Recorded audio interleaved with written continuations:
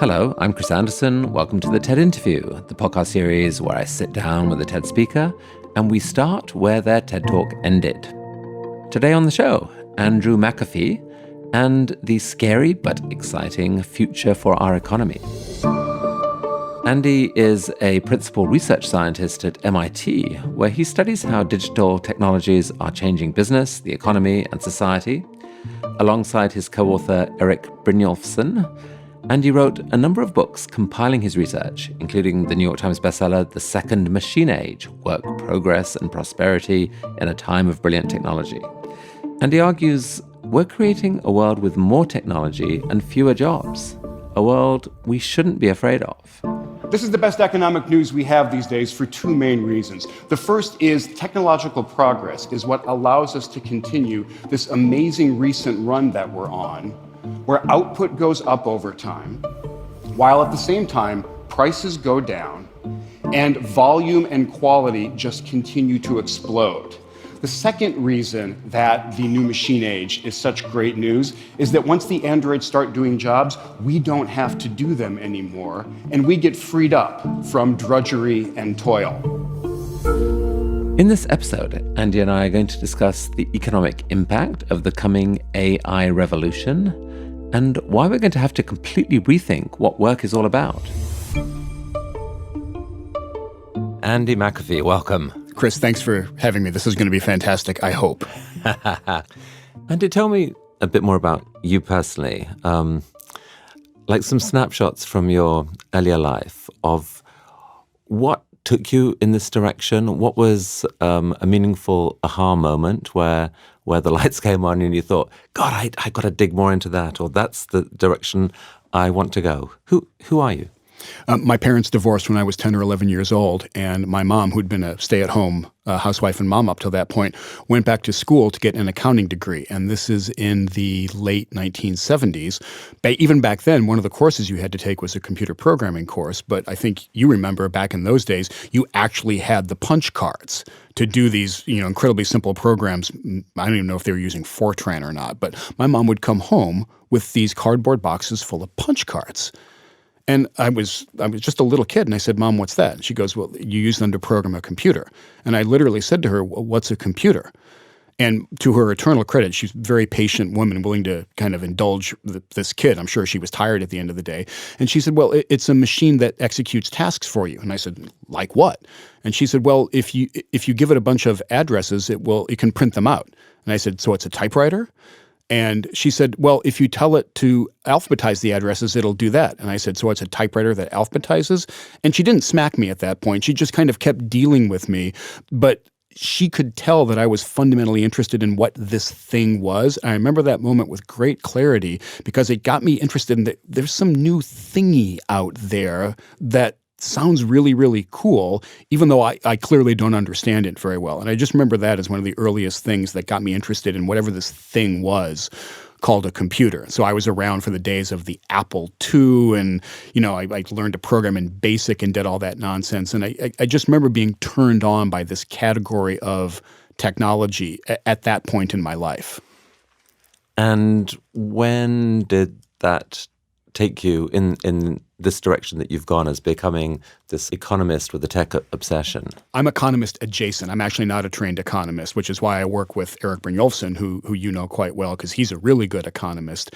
And we set about writing like this little book we were going to self-publish. And at some point, Erik and I were doing this work, and we realized that we were burying the lead. And the lead was, like you and I have been talking about, that tech progress is astonishing, but it can leave people behind. So we wrote this little glorified pamphlet called Race Against the Machine and self-published it. Came out in about 2011, and you gave us our first big stage to talk about those ideas. Before the book came out, we spoke at TED in 2013. Yeah, indeed. No one understands the future of work. No one that I've heard has convincingly said this is how it's going to turn out. Even for people who fundamentally are optimistic, it's one of the biggest sources of concern. This really, at best case scenario, it's going to be turbulent. We're going to start with an attempt to unpick a riddle. Lots of people are baffled by it. I'm certainly baffled by it. On the one hand, technological progress has been incredible. We have technologies that can do things we couldn't have dreamt of just a short while ago. And on the other hand, our economy is running into roadblocks. People, certainly in the West, feel deeply worried, deeply frustrated, many of them. Many of them aren't earning more than they were decades ago. What the heck? What has happened? What is your analysis of what's happened that explains this crazy paradox? There are a couple paradoxes going on, and you highlighted one, which is in this era of science fiction technologies, there are a lot of people who are not feeling the abundance, not feeling that prosperity. That's one puzzle. I actually think that's the easier one to unpack. So I think part of what's going on with a lot of disenfranchised people in America and elsewhere is that they feel correctly that the bargain they signed up for is not the bargain that they're getting. And why has that happened? The central thing to keep in mind, I think, is that the large, stable, prosperous middle class in America and other rich countries was built on the back of routine work. And you can think about routine physical work. That's an assembly line worker in a factory. That's kind of the canonical blue-collar job in America. You can think about routine mental work. That's the payroll clerk in that same factory. We needed a lot of those kinds of jobs, of those kinds of workers in the decades after the end of World War II. That created the American middle class. They were less than college educated, but we needed a lot of the kind of work that they were able to do, they were trained and skilled to do, routine work. We just don't need those kinds of workers anymore because that work has globalized, but even more fundamentally, it's been automated. If you go walk around a factory these days, in the rich world, you will not see very many assembly line workers. You'll see a couple technicians and a whole lot of machinery. When you go upstairs in that factory and look at the big room where all the payroll clerks used to sit, you see a couple people tapping on computers. We just don't need lots and lots of routine workers anymore. So two big drivers of that shift. Let's talk about them separately quickly. So the globalization, tell us more what you mean by that. China and India are the two great examples to think about. And the important thing to keep in mind, again, I'm a broken record. I'm always going to talk about technology. Technology is what has enabled that globalization. So a company like Cisco or Apple in America can manufacture their equipment in a factory in China that they don't own, but they can control it with equal precision. They can monitor it exactly as well as if it was down the street in San Jose in the United States. Technology enables this kind of very, very deep globalization. I'm curious, there's almost a religion among economists that all of this is ultimately for the good, that basically free trade is good, that if we're just strong enough to open all the doors, trade free, yes, there'll be disruption, but everyone gets stronger and the world gets better. Do you think that is wise? So, I'm an ardent free trader. I'm an ardent believer in both globalization and tech progress as ways to make the world wealthier, but maybe we weren't wise about that. And in particular, I think that a lot of economists would agree that they overemphasize the headline about free trade. It makes us wealthier overall, and they didn't emphasize what we should say immediately after that, which is that doesn't mean everybody feels better off at every point. Yeah, this is powerful medicine. Beware, there are extraordinary side effects. You better be ready for those. It's powerful medicine. We still want the medicine, but we should be very aware in advance about the side effects that we can predict. So there's this big effort right now to undo a lot of the free trade that was done. And I think your view is, regardless of any mistakes that were made, this is really now missing the main point, the main story going forward, that is the story of challenge to current economic growth in the West. It is really coming from technology rather than globalization, or it's becoming the more powerful part of the story. I'm always going to talk about technology as the more important force here. So I believe that. And when I look around at the discourse among the economists that I follow and I respect, I see more and more people looking around and believing this technology story. So there's a huge debate about this among technologists even. Like many would argue that all we're seeing today is another version of the Luddite story of old, where, yes, the Luddites protested, but roll the clock forward 3 decades, and suddenly all those farming jobs that got lost, for example, are employed elsewhere, and they're more interesting jobs to boot. Why might it be different this time? And if history is any guide, It's not going to be different this time. What we have to keep in mind is that there has been this really long and rich parade of people for about 200 years saying, oh my heavens, the era of massive technological unemployment is right around the corner. We have to get ready for it, or we have to try to make sure it doesn't happen. The Luddites said that. And here's the important thing to stress. They were dead wrong. They were dead wrong. We just kept adding jobs. The economies that we created had this bottomless thirst for labor. When you look at the standards of living over the past 2 centuries, it's astonishing how much better off the average worker is. So we got that wrong. By the same token, this blithe faith that technology and progress are always just going to keep needing jobs, keep needing labor, I just don't see that justified anywhere. I kind of believe that in the rest of my lifetime, I am going to live to see peak jobs or peak labor in at least rich countries like America. I don't say that with great confidence, but I do think that's what's going to happen. I don't think history is a perfect guide. I mean, is the key argument here that people have been able to move to other areas because people are adaptable? We've got these brains, we can be retrained to do something different. And the fear is that this time, what is displacing us is something that is as powerful as those brains, and potentially soon much more so, and that there will be no other place, therefore, necessarily to turn to. We also have an incredibly wide variety of skills. All throughout the history of technological advancements, all technologies have encroached only on a very small number of those skills. We're no longer the world champions at lifting heavy things. We have technology to do that. We are still the world champions at walking across a room or at picking up a plate. Technology is terrible at that. We are no longer the world champions at adding up long columns of numbers. Technology is better at that than we are now. But we, up until very recently, were the world champions at understanding human speech. Technology was abysmally bad at it.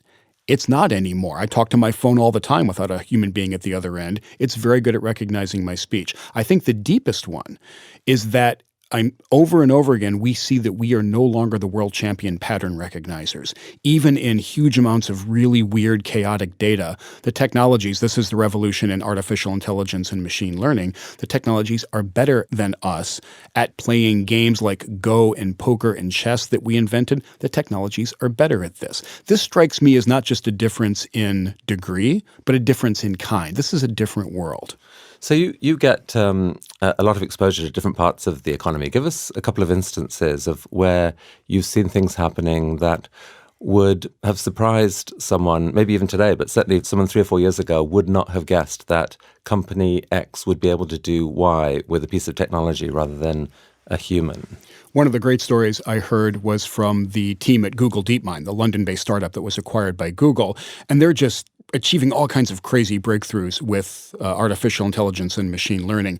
One of the ones that they did was they sweet-talked their colleagues at Google into turning over energy management at one of the data centers to a piece of machine learning technology. You know, Google is probably among the world's best companies at running a data center. It's incredibly important to get the energy efficiency right. You save tons of money. They ran the experiment. The overall efficiency of the data center improved immediately by 15%, 1.5. The cooling bill declined immediately by 30%, 3.0. Stayed at that better level until they ended the experiment, went right back to its inferior baseline performance. And then eventually the data center team said, artificial intelligence technology, you just take over here. Chris, 30%, 15%, these are not incremental improvements. These are not small deals. And I think that we are used to this overall efficiency of our economy. And at one level, I think that level is about to improve a lot. And so what is that likely to translate to in just in the next few years? What are going to be some surprises that people may not be ready for? When I think about these incredibly complicated pieces of infrastructure that our economy relies on, and whether that's a supply chain that gets goods, to your door, to your store, whether that's the heating and air conditioning system in your apartment building, whether that's the energy that runs a chemical factory or a steel mill or whatever, we have been tweaking those really complicated things, getting up to some level of performance. In the time frame that you just talked about, easily within a decade, we're going to see leading facilities, leading pieces of infrastructure get much, much, much more efficient. I think this is profoundly good news. And yet, this brings us perhaps to the harder of the two paradoxes that you referred to there, which is productivity. There's a deeper puzzle, which is what professional economists are scratching their heads over these days, which is if it's true that we've got these crazy science fiction technologies that are letting us do things we could never do before and surpassing expert human performance in domain after domain, why is productivity growth still so lousy? And the reason we should worry about that is productivity growth is how we become wealthier overall as a society. And people hoped that with these new digital technologies that we might even see growth on that. If anything, the opposite's happened, right? And that hope was right from 1995 to 2004. We had this less than a decade-long surge in productivity. And, my colleagues and I walked around patting ourselves on the back saying, yay, technology, we nailed this. And then the productivity growth went back to these anemic levels in about 2004. Here's the challenging part for the story I'm trying to tell. They have stayed at those anemic levels from 2004 right through the end of 2018. This is a real bummer for the narrative that I'm trying to convince you of right now. So what's your theory? I wish we had a really clear, compelling one that everybody agreed with. There are a couple different theories. One is that productivity is very hard to measure. That is true. Productivity has always been really hard to measure. That's not new. Another one is that by definition, Wikipedia contributes nothing to productivity the way we measure it, because we measure productivity in dollars per hour. Wikipedia costs $0. That's also true. There have been previous instances of really important innovations that didn't add to dollars. So neither of those explanations really seems to get the job done. There are two that do make a lot more sense to me. One is when you look at leading firms in industry after industry, they have really, really good productivity growth. And that makes sense to me because one thing that I think we've learned from the past is when there's a big technology change, not everybody figures it out quickly. Not everybody jumps on it immediately. So you would expect a big old range in productivity with the leaders pulling ahead and the rest kind of either figuring out or vanishing slowly. The super informal label I have for that is we see a lot of superstars and zombies in industry after industry. You can think about retail. Amazon's a superstar. Man, Sears is a zombie. An iconic American company has become a zombie. And so the productivity growth in a company like Amazon is actually impressive. Do you know happen to know what the numbers are? I don't know their exact numbers, but the research is pretty clear, not just in high tech, but when you look at lots of industries in different countries, you see a small number of firms with really, really impressive productivity growth and a whole lot that don't. So this ties into almost to if you take the view that technology is helping create like a winners-take-all kind of society, that's exactly what's happened. The winners get this surging productivity, it takes them to market dominance, and the zombies kind of slowly wither on the vine. And average, the numbers aren't impressive. Exactly. And average, it's kind of anemic and underwhelming, but that's hiding what's really going on, which is superstars and zombies. The other part of the technology explanation is, Chris, my co-author Eric Brynjolfsson, he's one of the great productivity scholars recently.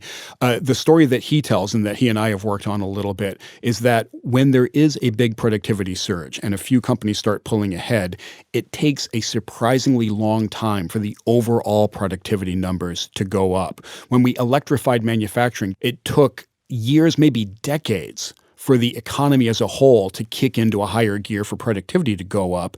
We're going to see something like that play out again. The revolution in machine learning is no more than 7 years old, depending on how you count. That's just not enough time for it to diffuse throughout an economy as big as America's or certainly around the world. So I'm optimistic I will take a long bet on future productivity growth. I'm just glad I didn't make that long bet a decade ago. I mean, this was partly the story in 1995 to 2004 was that because the PC revolution happened more than a decade earlier. That's exactly right.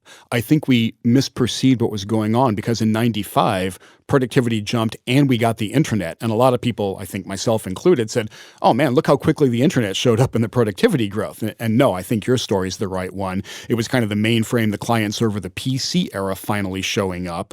Then that burst went away. Hopefully, we'll get the smartphone plus AI productivity boost before too much longer. So the question to ask is not whether AI is boosting productivity. The thing to look for is when is AI empowering and driving the flourishing of the mass of companies in the country. That's exactly right. And most of the economy is not based in Silicon Valley, is not sexy, is not high tech.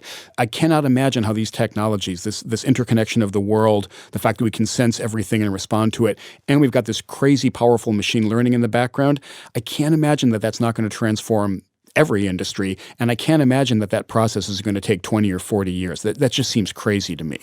But come back for a minute to the earlier example you gave of basically people building stuff that costs nothing. So you gave the example of Wikipedia. Yeah. What was the prior example of something like that? Because I'm curious to understand the parallel here, because I've certainly always thought that that was a big part of the explanation here, that so much of the modern economy, it's not about raising prices, it's about stuffing ever more into the same product. So the iPhone or whatever, like people paid same money for a cell phone maybe 15 years ago, and now all these engineers, all these resources are going into a device that costs the same. If you calculate productivity as amount received for the number of people you have, you may not see any change in that. And yet all those people with that damn phone are doing stuff, 1,000 times more complex and more interesting than they were able to do before. What was the prior example? The prior examples have included things like the unmeasured productivity benefits of universal education, which is not a huge dollar figure, but holy Toledo, did that boost our economy. Bill Nordhaus, who just won the Nobel Prize last year, talks about the amazing health improvements in America over the course of the 20th century. Those are very often not measured very well by dollars, but people who live longer, healthier lives are much, much more productive workers. So there are these previous big deals that have happened to economies that are not adequately captured by GDP and productivity growth the way we think about them now. We forget how astonishing the changes of prior generations were, and that they actually may be much more profound. Like you mentioned, free education, healthcare, like the radical shifts in healthcare that happened. Electricity, like is it a bigger deal to go from a world without internet to a world with internet, or a world without electricity and a world with electricity? We take electricity for granted, but perhaps that other difference is actually just fundamentally much more profound. And we humans have an innate recency bias, right? We think that what's unfolding right in front of us must be the most amazing thing ever. Plumbing improved the health of people in America, decreased mortality rates, let people live longer, healthier lives. Electricity changed the world in ways that it's almost impossible to conjure back up. So this is just to underscore your point. It is easy to lowball the huge big deals of the past. The question I keep asking myself is, does this 1-2 punch of the smartphone revolution and the AI revolution measure up to electricity, internal combustion, and indoor plumbing? And my answer is it does. Let me try to convince you of that if you're not already. Well, I'd love you to, because the other idea seems to fly completely in the face of this fundamental idea of accelerating change that I think we're both signed up for. Exactly. It's like, no, change is supposed to increase in significance every year. We're building the tools that allow the creation of ever more powerful tools. Of more tools, right? How dare progress slow down? Yeah, how dare it proceed in fits and starts and be underwhelming at times? That's not how you're supposed to operate. All right, so persuade me that progress isn't doomed.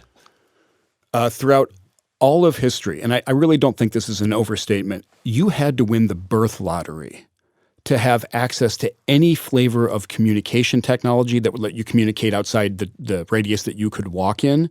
And you had to really win the birth lottery to be able to tap into any sizable chunk of humanity's accumulated knowledge. You had to be born into a very, very elite family throughout history, or you had to be lucky enough to be born recently when we had things like libraries and schools. Aside from that, the overwhelming state of humanity was information isolation, communication isolation, and inability to develop your own skills and show the world what you could do.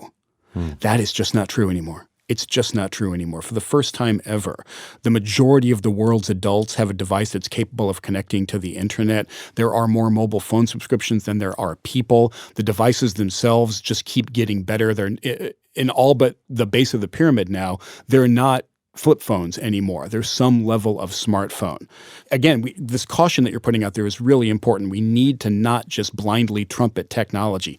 However, the fact that we have interconnected humanity with each other for the very first time ever in the blink of an eye, and that the average person now has access to a decent chunk of humanity's accumulated knowledge and can potentially contribute to that knowledge, we have not been here before. And you have to be a real kind of skeptic or a real pessimist about the ability of the average human to contribute, to find that not a big deal. I find that a huge big deal. And the number of Einsteins and Mozarts and Mandelas that we're going to uncover in the years ahead, there's just no way that's not going to happen. The other revolution that's also unfolding, and we hear so much hype about artificial intelligence, I think it's worth all of the hype for the simple reason that we have never had kind of a colleague who could help us look at extraordinarily difficult problems and sift through huge amounts of information and say, hey, did you see that over there? That's really interesting.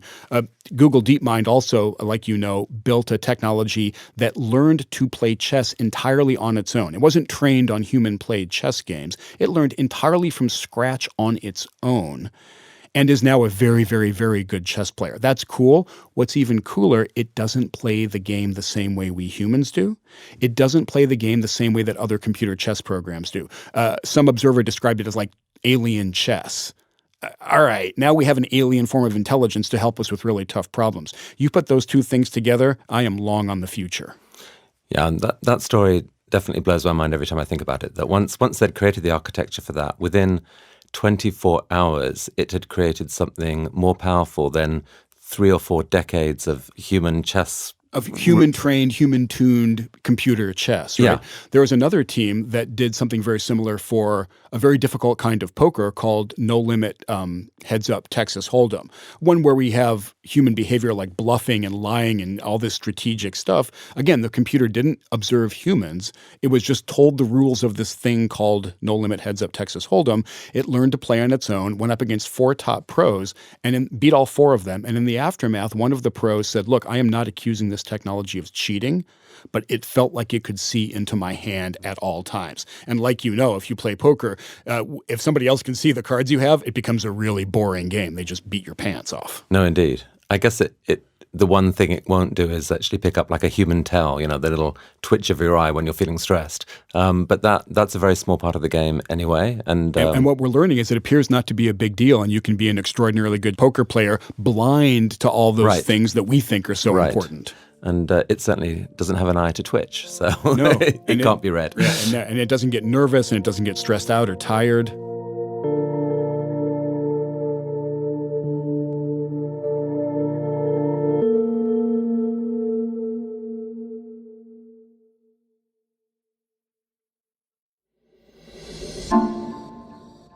Going back to this productivity riddle, though, don't you think, like it seems to me that the way that we measure stuff still could be a huge issue here. I mean, the way that we have thought about economic growth, the way that we've calculated productivity, it's all been based on, you know, the value of the products we sell. In the industrial age, that's what it was all about. You know, take matter, repurpose it, reshape it, manufacture it, sell it for money, measure your progress that way. We're not in the industrial age now, we're in the information age. Information doesn't work like that. There isn't any clear relationship between, you know, the price of the information and the value you get from it as an individual or as a company. And it just seems to me it's possible that we're actually measuring the wrong thing, that more and more what companies are doing is not about the price they get for an individual product. It's about the other value they get, the data they get. And part of me thinks that we do a very good job of talking ourselves into a funk about, oh, no economic growth, you know, everything's flat, nothing's changed, nothing's boosted, because we're measuring the wrong thing. If we had that different measure, we might well cheer up. Yeah, I think that's exactly right. And when Stanley Kuznets, you know, a legendary economist, helped define the GDP statistics, these things that we look at obsessively month by month and quarter by quarter, he cautioned, he said, look, this is not a well-being measure. This is not measuring how well people's lives are progressing, how they're flourishing in a society. Don't treat it like a measure of well-being. We continue to treat it like a measure of well-being. And when GDP goes up a lot, we think everything must be fantastic. I completely agree with you. It is a way too stripped down way to look at the changes in the quality of our lives, both positive and negative. It's also missing some really important things on the negative side. Susan Case and Angus Deaton won the Nobel Prize a couple of years ago. They had to dive deep into the mortality statistics in America to make us aware just 3 years ago about this phenomenon of deaths of despair, You could look at the overall headline statistics and think, hey, things are great. And they had to dive pretty deep to realize that there was this problem that one demographic group was starting to see lifespans decrease. That phenomenon is now so big a deal that overall lifespans in America are going down year by year because of the deaths of despair, suicides, and drug overdoses. It took us way too long to get on top of that problem because we're not looking at a broad enough kind of dashboard of measures about the health of society and the people in it. So what's your reaction to that, your response to that? That's probably not addressable just by a better narrative. Yeah, exactly. I'm sure they're aware that they have really powerful smartphones. That's not stopping the deaths of despair. That narrative is inadequate. So what is society's response to that? What's the wise way to start to address that?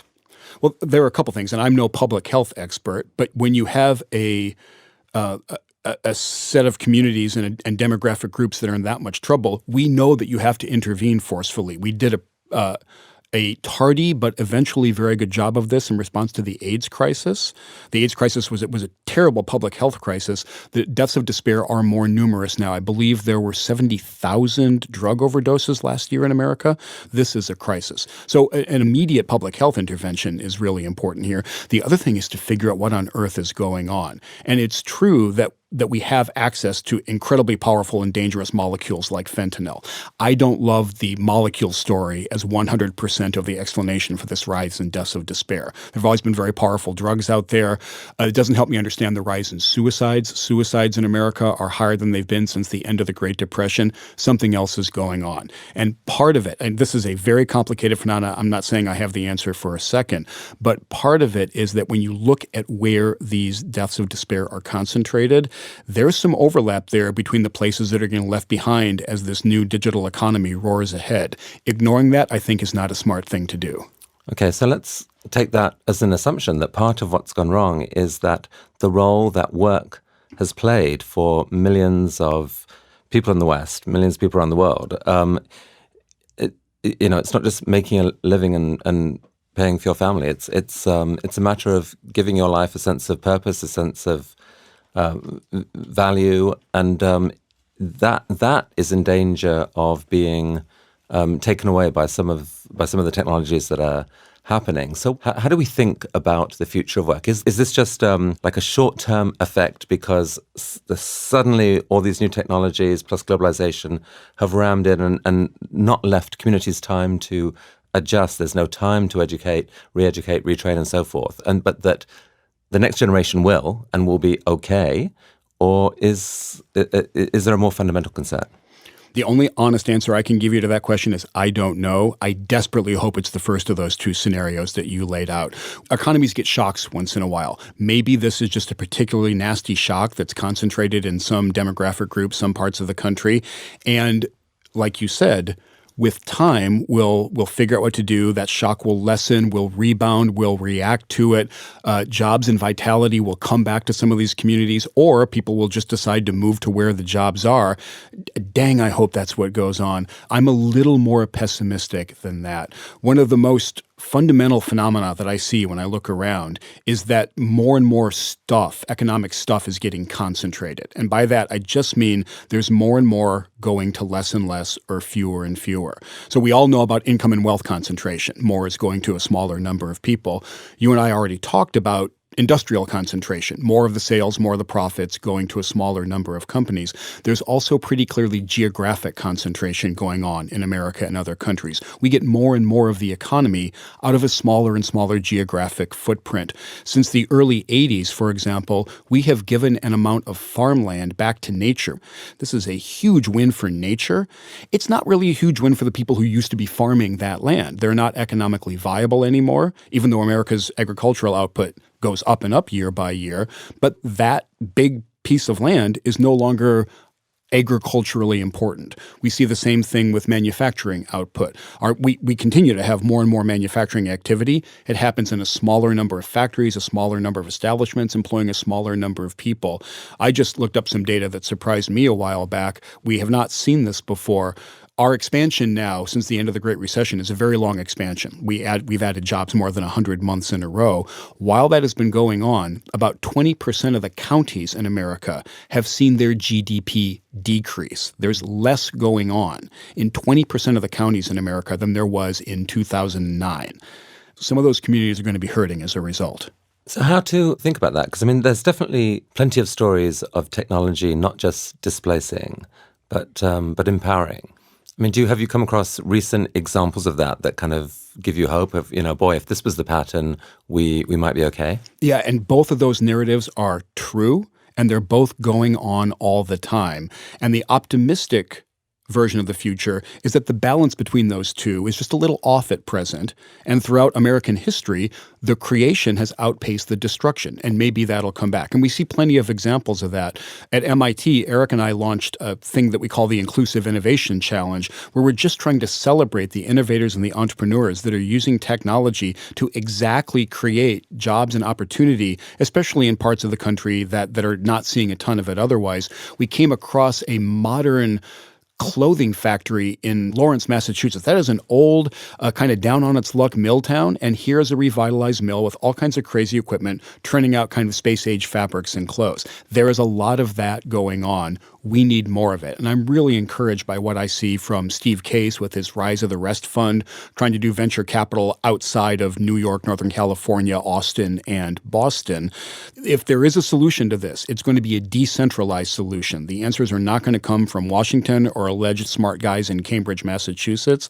The job creation, the innovation engine in America is an extremely decentralized engine, and we need to do everything we can to get that engine restarted in these parts of the country.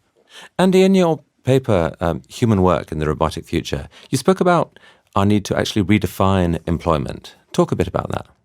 So Eric and I wrote a paper in Foreign Affairs a while back called Human Work in the Robotic Future. And we were trying to make this case that technology really is racing ahead, and it could change a lot of jobs and challenge a lot of jobs. And what should we do about that? A couple things I think we shouldn't do. One is try to protect the status quo too hard. Try to make sure that no job can ever be automated away or displaced. That's a recipe for stasis. That's just a recipe for stagnation. We have to be able to accept the destruction if we're going to get the creation as well. Another idea that's really popular these days that I don't like very much at all is a universal basic income. And the logic is pretty compelling. The logic is, look, if people don't have enough money, let's just give them money. If I thought they got the diagnosis right, I'd be a lot more enthusiastic about the proposed solution.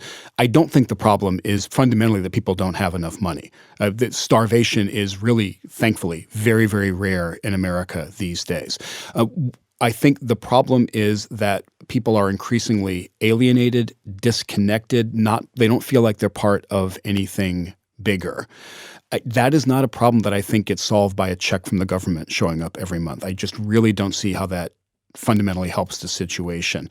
There's a related policy that I'm a huge fan of, which instead of the universal basic income is just called a negative income tax. And the idea is really straightforward. Chris, for you and me, the government takes some of our money every year in the form of income tax because we make enough money. The inverse of that is if your income from the market is below a certain level, use the income tax system to not take some, but give you some to top that income up.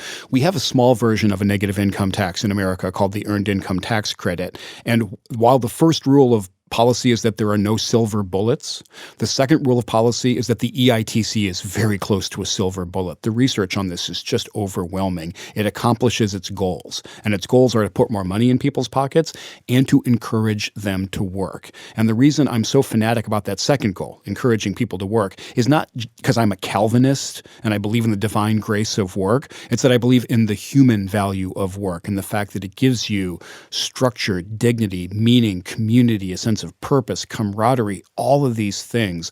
Eric and I put a quote from Voltaire in The Second Machine Age. Voltaire said that work saves us from three great evils: boredom, vice, and need. Of those three, the UBI only deals with the need, and that's the least out of the three. We have to deal with the other ones as well. The proponents of UBI would say that the thing is that the actual jobs won't be there for someone to earn their tax credit. The justification for UBI is apart from just, giving everyone a basic floor so that they do have enough to eat, it's sort of democratizing, equalizing. No one has an excuse because they have money, and that you might spark this sort of culture of creativity. The question would no longer be, what do you do? We wouldn't be defined by that. We would be defined by what we could create. It's definitely quite a utopian piece, and you don't buy it. I think it's utopian to the extent that it ignores some of the reality we see on the ground. So we have plenty of examples of communities in America where work has maybe not totally vanished, but a lot of the jobs have vanished. And do we see the emergence of some kind of spontaneous creative class, and is it an Athenian democracy, and are people just putting on plays for each other? No, I really wish that were the case. It's not. We see, again, a lot of disconnection, a lot of social isolation, a lot of social woes. I don't think the problem is that people are lacking money and therefore they're not reaching out to each other. I think people are just being separated from each other, that you don't solve that problem with money. I mean, if you had that negative tax, one possible consequence of that is that it would incent the creation of low-paying jobs. Maybe if you had a situation where there were super low-paying jobs, but which this system topped up, you could still find a way of getting people back to work, where they would do okay, and the community as a whole could be repaired. Is that part of the thinking? It opens up whole new categories of jobs that could then be created. Yes, absolutely. And in particular, it might lead to more kind of gig economy kinds of jobs. And that's usually a pejorative phrase. I don't think it has to be. So think about a digital platform that lets people look in on seniors living alone, for example. And there's an epidemic of loneliness, especially among older Americans. The statistics I hear about the number of older people in the country who don't talk to another human being for days on end, they break your heart. Right? So great, let's use some of this magic digital stuff to let people just go sit with some old person living alone. Is that going to be a fantastically well-paid job from the market? I don't think so. But is that a valuable job? We really have to divorce the importance and the value of the job or the task from the amount of money that somebody is willing to pay somebody for it. Looking in on elderly people is an incredibly valuable thing to do. Are we wealthy enough to subsidize that kind of work? Yeah, hell yeah, we are. Do you see any politicians and other economists getting behind this idea? Does it have a momentum? I see green shoots out there, and it was encouraging to me that both Obama, when he was president, and Paul Ryan came out in favor of a bigger EITC, Earned Income Tax Credit. Super discouraging to me that even with that, the polarization prevented that expansion from actually happening. There's a set of ideas out there that are popular on both the left and the right. Bigger EITC is one of them. A revenue-neutral carbon tax is one of them. We have ideas out there. I think in many cases, and these ideas have popular support and kind of expert support, I just think that our elected officials are not serving us well in this way, and they're just way too polarized, way more than we want them to be. I mean, a lot of listeners to this will be outside the US. I want this to be of relevance to them as well. Yep. I mean, it seems to me that at TED in recent years, we've seen lots and lots of examples, kind of amazing examples of how much potential there is when you combine a human with only limited training, not necessarily years in a medical school or somewhere else, but you equip them with a smartphone and the right app. And it's amazing what they can do. With paralegals, a paralegal equipped with a smartphone can go into a community where there's just no representation available for people who are under threat or whatever. And they can offer super low cost, super powerful legal services just with that. That trend to me is a really hopeful one of imagine, and it's something that you wish, like the entrepreneurs capable of really scaling a business. What can you imagine that a human equipped with technology could do that they can't do today? Scale that. This is a fundamentally important point because I've been droning on about what's been happening to formerly middle-class communities in America and by extension the rest of the rich world. I come from one of those communities. This is really important to me. That is a relatively small slice of all the people on the face of the planet. And what you just talked about globally is by far the bigger story. We have never seen such large improvements in incomes around the world. We've never seen such large improvements in health in many ways around the world. The maternal mortality rates, the child mortality rates, the percentage of kids going to school, the people with access to water. These are astonishingly good times. And I appreciate you pulling us out of this kind of, rich world middle class pessimism. I spend a lot of my time there for I hope obvious reasons, but the global story is a really hopeful story. And just like you said, when you take that person who has been living in information and communication and knowledge isolation and you give them some pretty basic tools, man, they will blow you away with what they do with that. And that's a big global story. So at heart, you're still a believer in the marketplace, in capitalism. I mean, let's talk about this, because I think one of the consequences of the current malaise in the West is that a lot of people have concluded that perhaps capitalism itself has failed. Certainly, maybe democracy is failing. Maybe the forces that are out there that can use money and social media and influence to affect public opinion, even the democratic process can't be trusted, that the whole system is broken. We kind of need to reinvent it radically. What's your feeling about that? I'm terrified by that line of argument. I just think it's I'm terrified, and I'm a little pissed off about it because I think it's demonstrably wrong. I think history tells us exactly how wrong it is and why it's wrong. But like you point out, capitalism is really not popular these days, especially with young people in the rich world. It enjoys minority support, depending on which polls you believe. And I think what's going on is that a lot of people are correctly really unhappy at perversions of capitalism. Let me try to tell you what I mean by that. I always fall back on Adam Smith, who I think nailed this in 1776. He kind of backed into a definition of capitalism that I walk around with. And capitalism gets kind of a value judgment leveled on top of it all the time. Let me give you just a nuts and bolts definition of what this thing is. Every society has to provide its people with goods and services, and they have to figure out a way to do that. Capitalism is one way to do that. And what capitalism is, by this definition, is most goods and services come from private companies. They don't come from the government. They come from profit-seeking companies. Those companies can set prices for their goods and services like they want to. There's no central authority that mandates what prices are. Companies can choose to enter markets or not enter markets. Nobody's telling them what to do. People have the freedom to associate with companies either as employees or as customers. Contracts and property are respected. There are courts that enforce these things. And there is kind of voluntary exchange is the thing that you keep on hearing. If I don't want to come to TED next year, you cannot force me to do it, except by telling me how fabulous the speakers are going to be. I'm not obligated to do these things with you. Those are the nuts and bolts. Those are the ingredients of capitalism for me. I think what people are rightly upset about are perversions of that. There are two great perversions of it. One is when companies become too powerful and capitalism turns into crony capitalism or it turns into corporatism.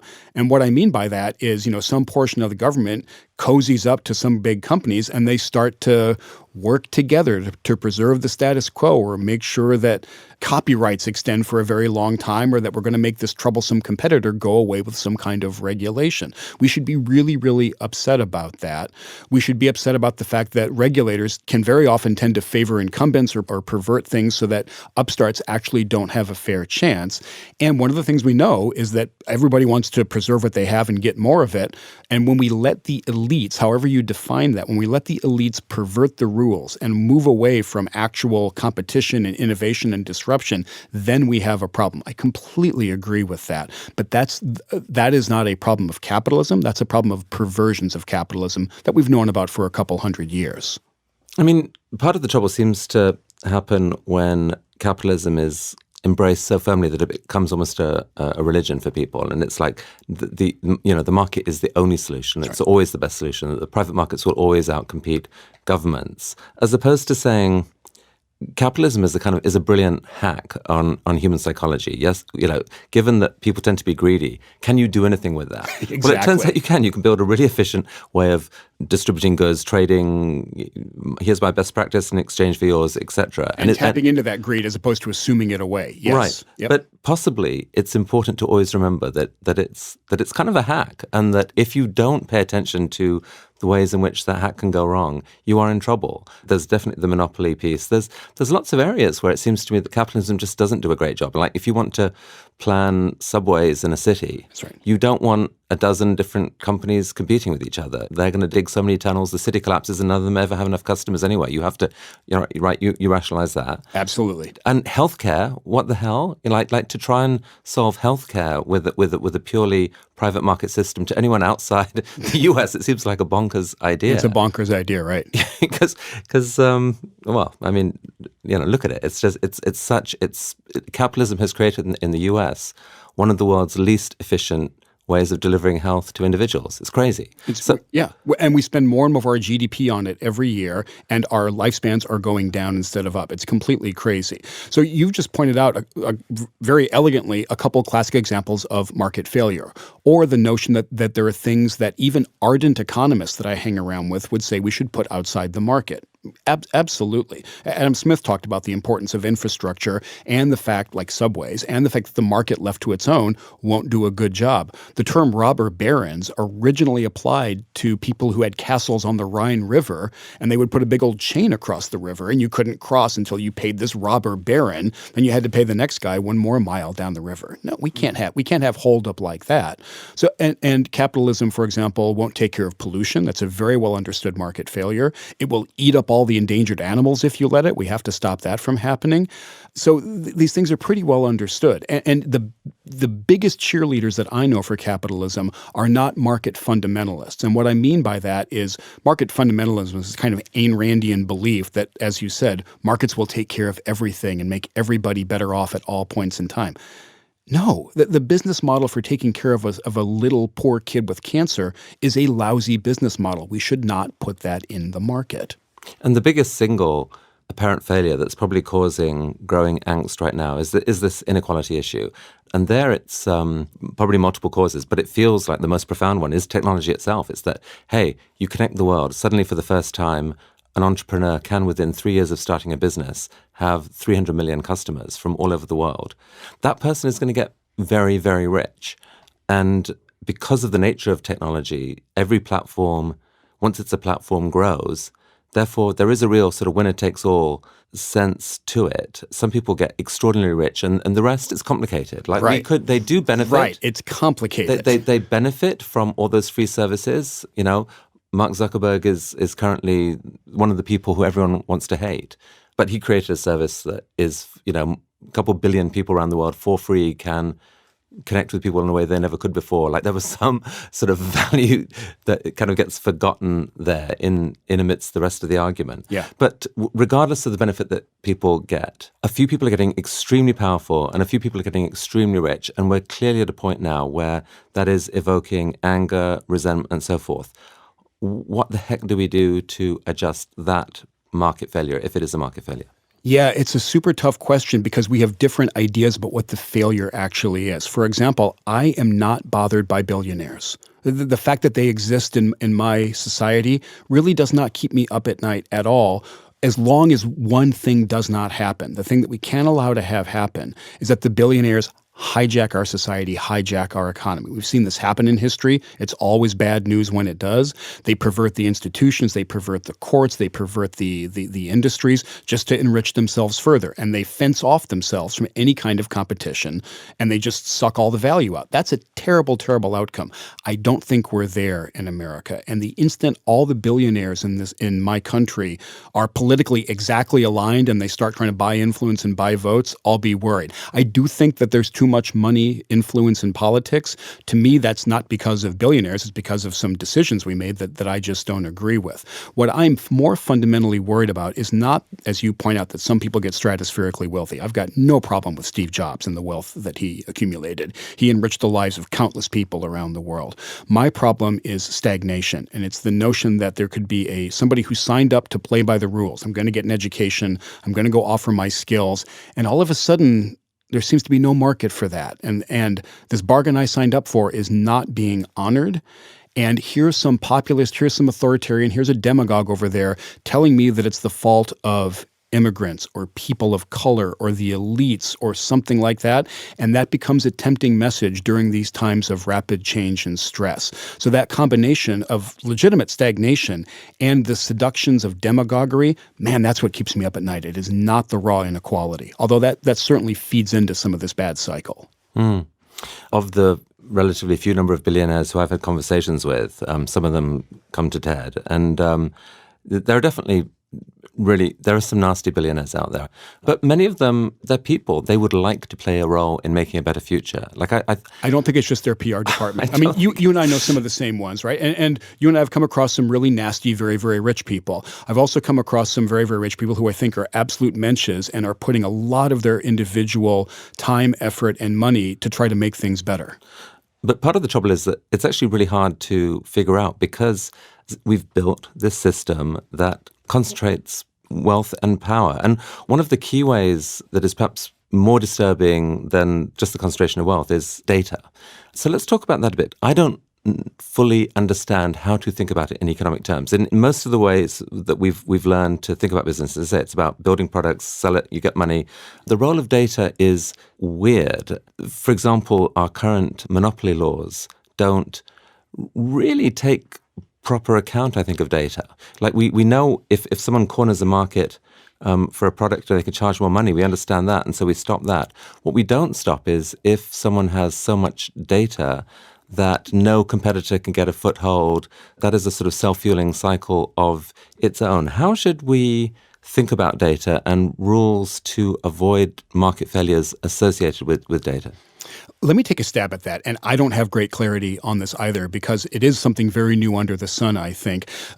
I think it's no exaggeration at all to say that, for example, Google certainly knows more about me than any other organization has ever known about me by far. And it's not just me. Google knows more about at least hundreds of millions, probably billions of people around the world than even the most intrusive government has, than families themselves do, than loved ones do, than any other company has. This is an extraordinary new concentration of information, very, very intimate, very, very granular information about huge numbers of people around the world. Wow. We have not been here before. The line that I always repeat to myself is that all great concentrations of power demand vigilance. That is different to me than all great concentrations of power demand to be broken up. Those are two very separate things. The U.S. government is a great concentration of power. I am not advocating that my government be broken up. I'm not advocating treason here. We do need to be vigilant. And when we see abuses, we have to step in with these things we call laws to make sure that those abuses stop. One of my favorite examples here is we all have smartphones with cameras on them. Instead of outlawing the camera, we outlaw the specific abuse of the camera. For example, this horrible tradition of doing upskirt photos in subways in New York or something. That's now illegal to do. You can't share intimate images without the consent of the person in them.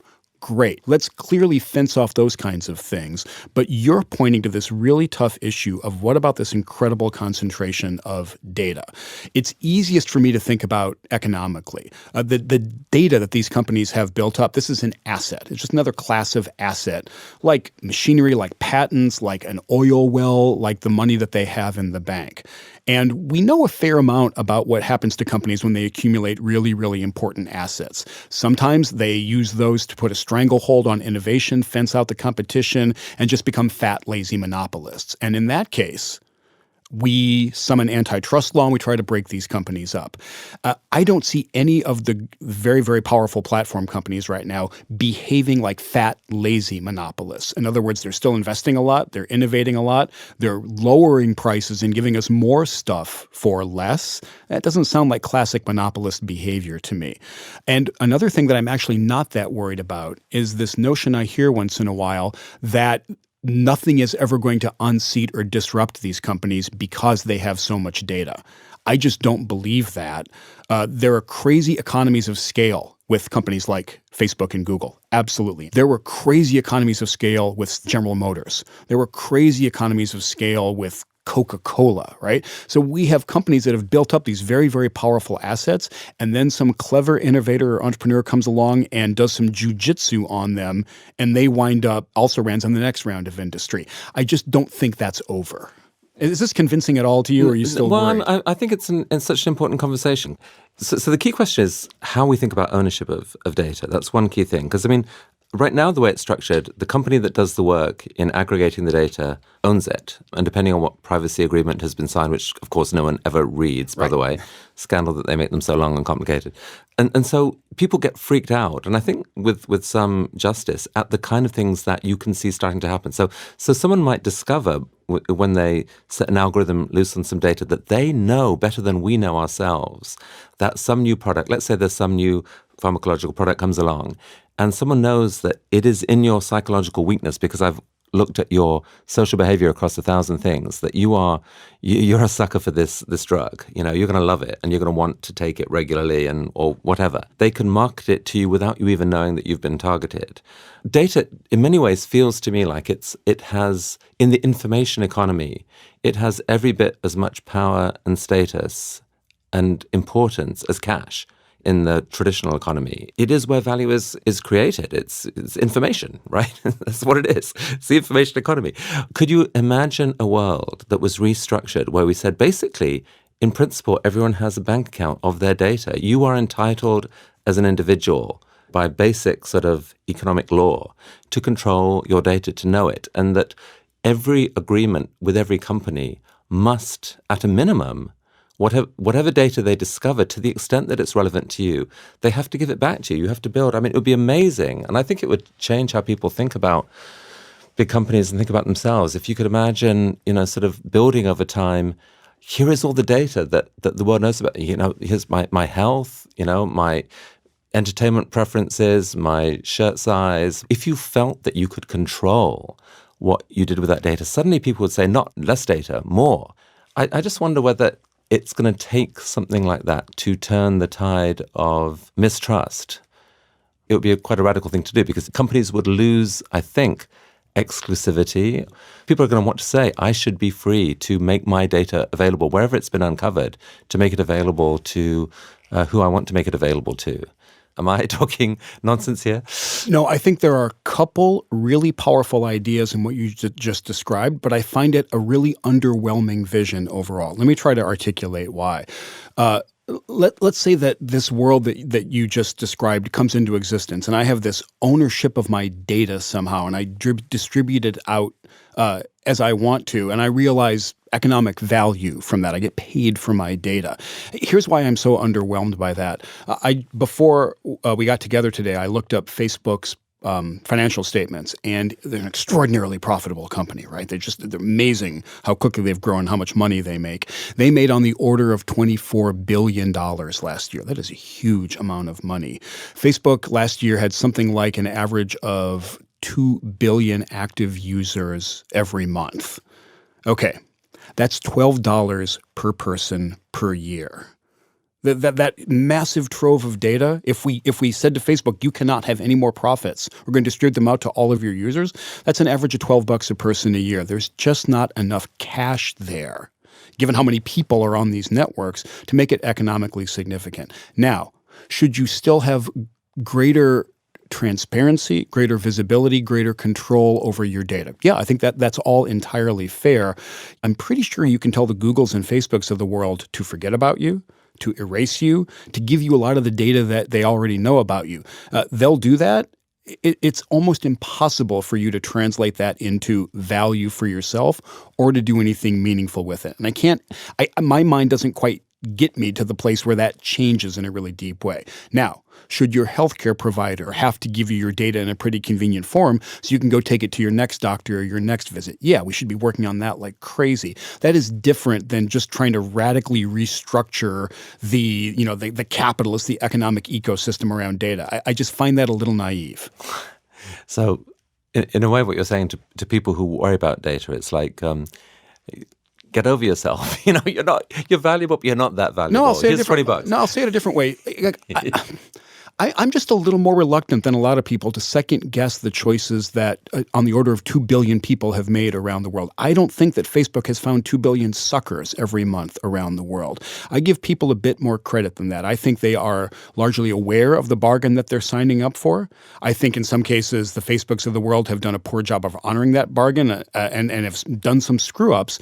But I think a lot of people around the world are saying, I get it, and I'm largely okay with this. This is not to say that we don't need to make changes or that we don't need to think more deeply about privacy in a world where you can scale up facial recognition technology and make it everywhere down every street. That's a different world. We should think about that. But I have more faith in the ability of people to make smart decisions for themselves. Yeah, I think whether people can get cross is where people feel manipulated. It's like we give the data and we think we know what the deal is. Okay, you can find out a bit more about me, and then yes, you'll send me some personalized ads, and thank you. I'm sometimes creeped out, but mainly appreciative that you at least tried. So where people get creeped out is where you discovered, Mr. Powerful Technology Company, a hack about me that I didn't even know about. You discovered my propensity for this or that, and you're serving me that, and I'm now being nudged in a direction where Isn't that called advertising, though? I don't mean to be too blasé about this, but, Facebook already markets an incredibly powerful drug to me pretty regularly. It's called Nespresso, and I want to be clear,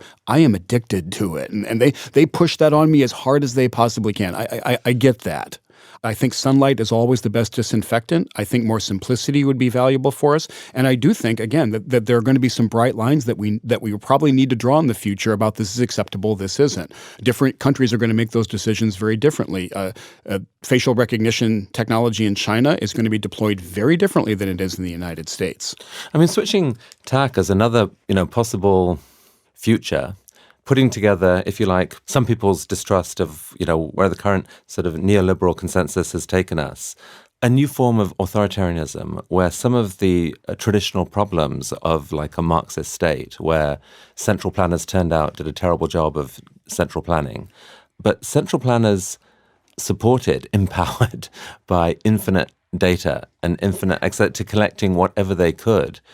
Isn't it possible to imagine that central planning plus AI plus sensors everywhere, that you actually could create an extraordinarily efficient society after all, and then potentially, Big Brother society, or perhaps not, perhaps utopian society, if you could find a way of keeping that central administration benign. And especially if you combine what you've just said with some healthy free market competition, then that starts to sound like it might actually work in ways that the old Soviet central planning bureaucracy didn't work. This is the experiment that China is running right now. And some of the most fascinating conversations I have are with really smart people of all different stripes about, is the Chinese model the right way forward in exactly the era that you described, where we need to make decisions quickly?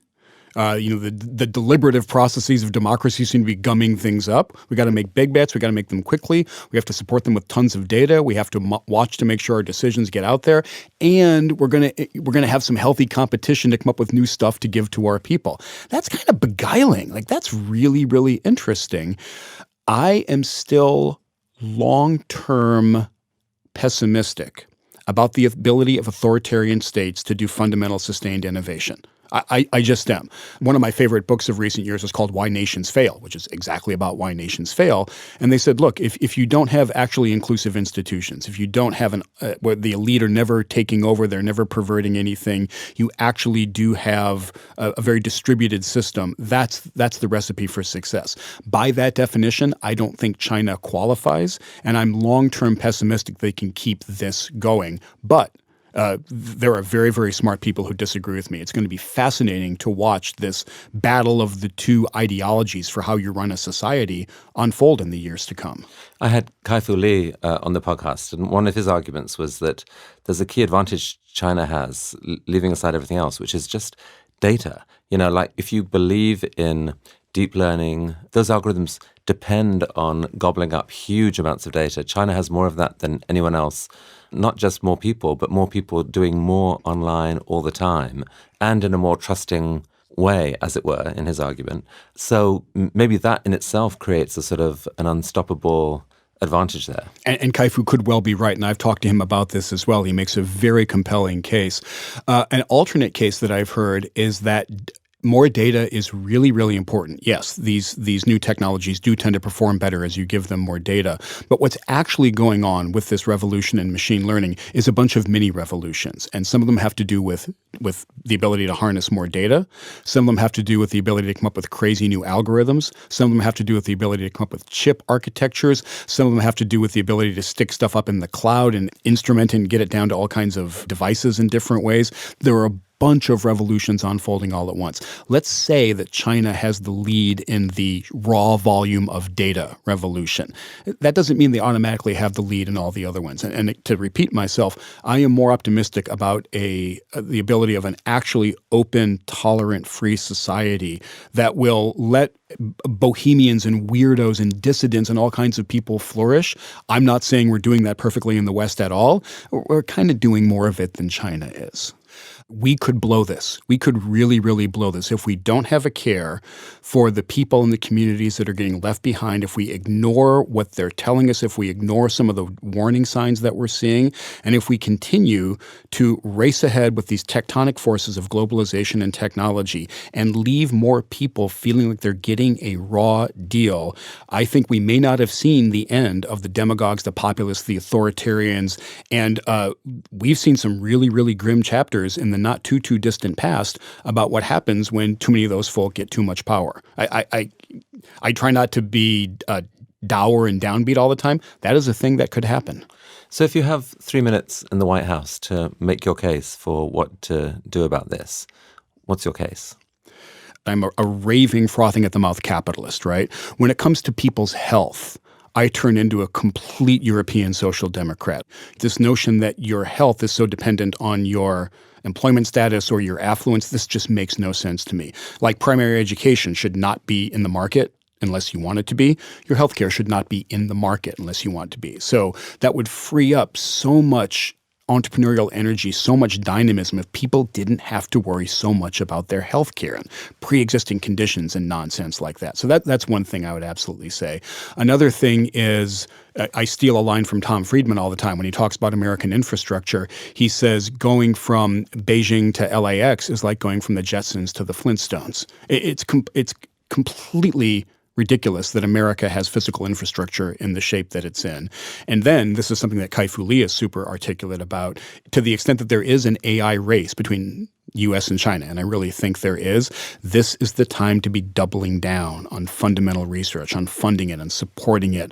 I work at MIT. I see this firsthand all the time. The world's geekiest talent desperately wants to come to the West, to America, to build their lives and build their careers. And right now, with the immigration system in America, we put these Kafkaesque barriers in their place time after time. If I could just wave my magic wand and get the president to jump on those problems, wow, would I be a lot more calm about our prospects. And what about the people being left behind? I mean, Yuval Harari uses this awful term, useless class. Maybe there is a, quote, useless class coming. What are we to do to seek to address that? It's a really provocative and evocative phrase. I think it's too early to throw in the towel on those people and their skills. I really just think it is. And what we have demonstrated an ability to do over and over again, and I'll talk about the home team and talk about America, is we have found ways to put people to work. And I mean that, as the cogs in the capitalist machine, but more fundamentally found uses for their skills and their talents and brought them into the world of work and given them dignity and community and structure. And I'm sorry, in the industrial Rust Belt, that's over? We're not going to do that? No, I refuse to be that pessimistic. My favorite line from Eric says, Brynjolfsson, my co-author, he says, does anyone think there's a shortage of work that needs to be done? Does that make sense to anybody?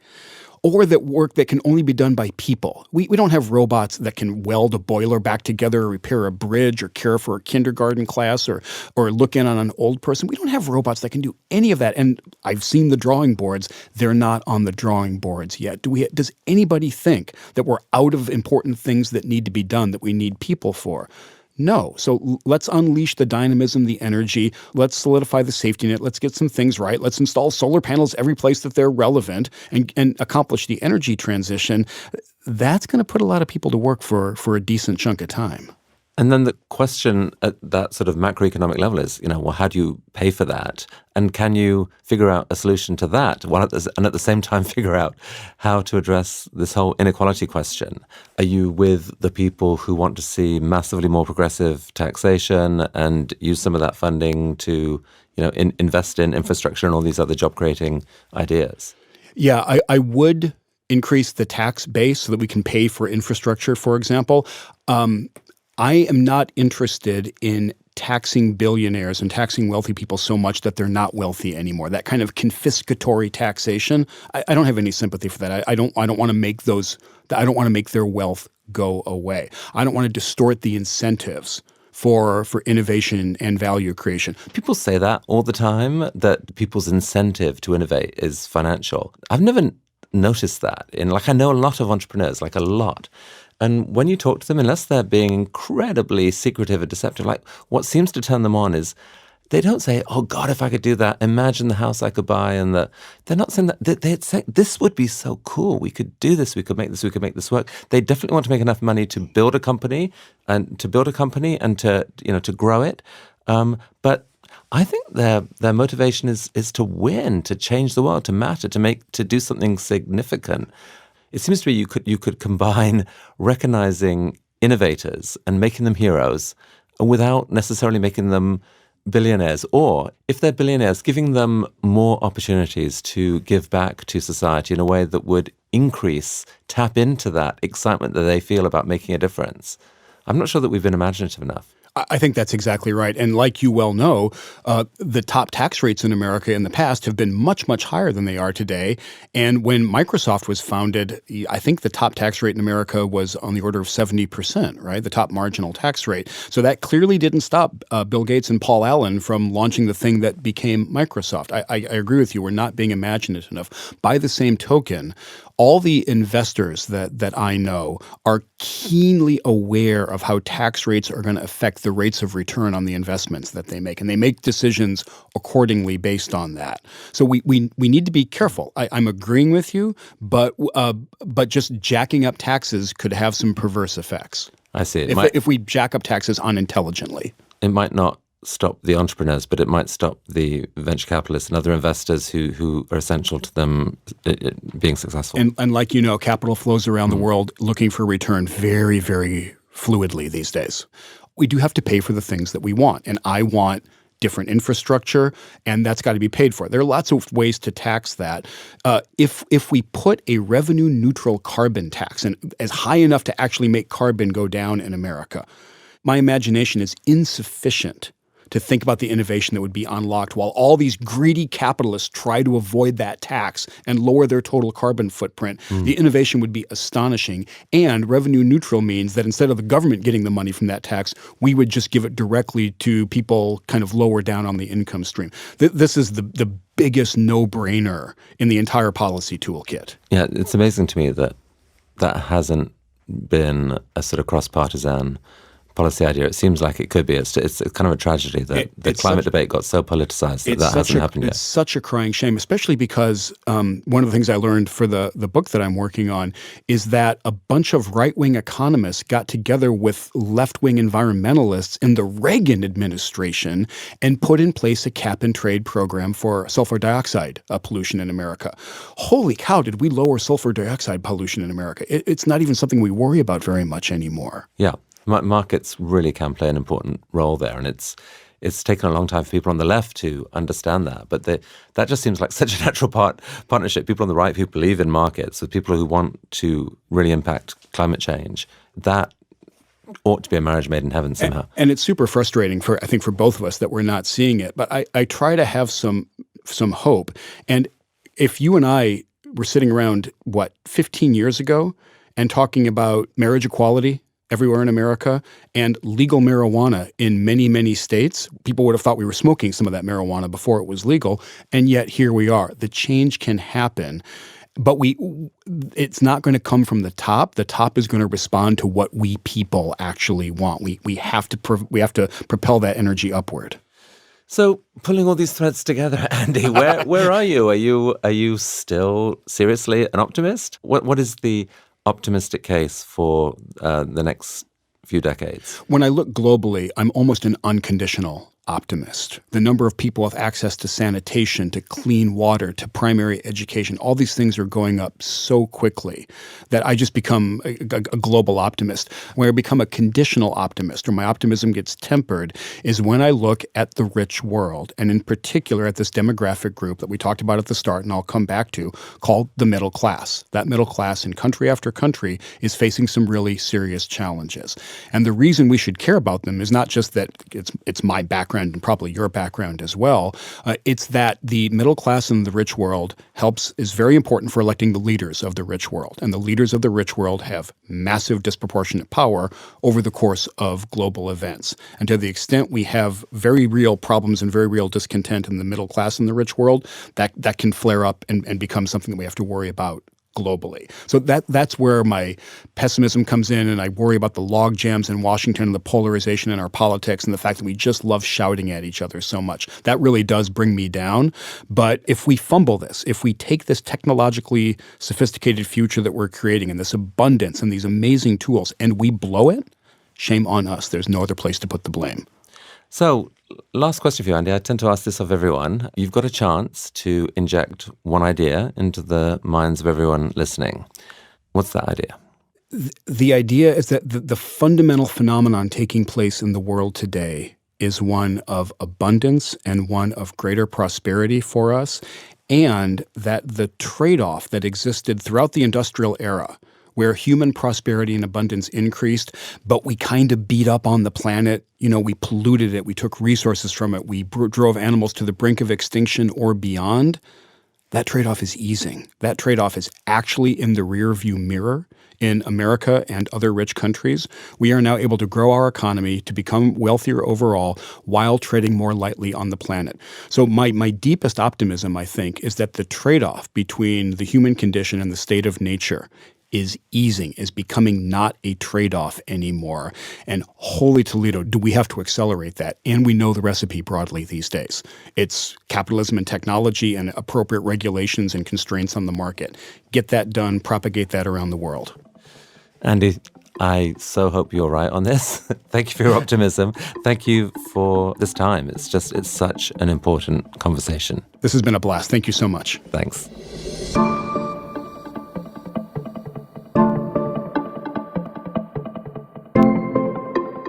Andrew McAfee is a principal research scientist at MIT, where he studies how digital technologies are changing business, the economy, and society. He's the co-author of the New York Times bestseller, The Second Machine Age. To listen to Andy's TED Talks, visit TED.com and search for Andrew McAfee. That's McAfee. This week's show was produced by Megan Tan. Our production manager is Roxanne Hylash. Our mix engineer, David Herman. Our theme music is by Alison Leighton-Brown. Special thanks to my colleague, Michelle Quint. Now, if you enjoyed today's episode, please rate and review us on Apple Podcasts or wherever you're listening. Or find some other way of sharing with anyone you know who is curious. Thank you for listening.